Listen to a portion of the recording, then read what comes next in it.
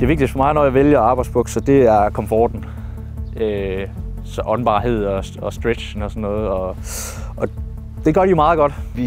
Vi har jo med træ at gøre hele tiden, og vi har jo hele tiden et eller andet i hånden, som der gnider op i bukserne. Så jeg synes ikke, der er ikke noget, en travl, der går eller noget. Altså jeg synes de virker meget slidstærke. De funktioner, jeg bruger allermest på shortsen, det er mobillommen her.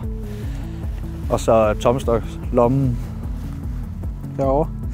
Og så selvfølgelig, lommeren, hængelommeren her. Tomstoklommen er jo rar med magneten.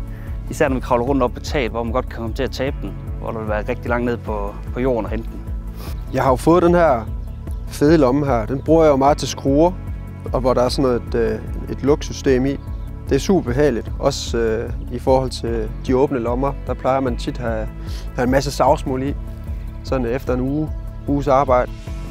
Så den her, den lukker til, så den ikke får en masse smulder ned. Det er super fedt.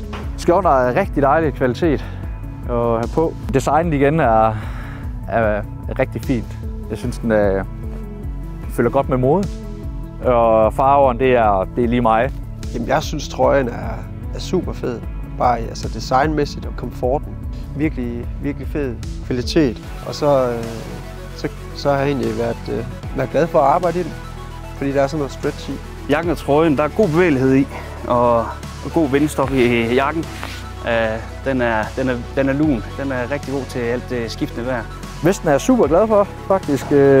Sådan lige, når det lige er en temperatur, hvor det er lige lidt for varmt til at jakke på, lidt for koldt til at smide den, så lige tage en vest på.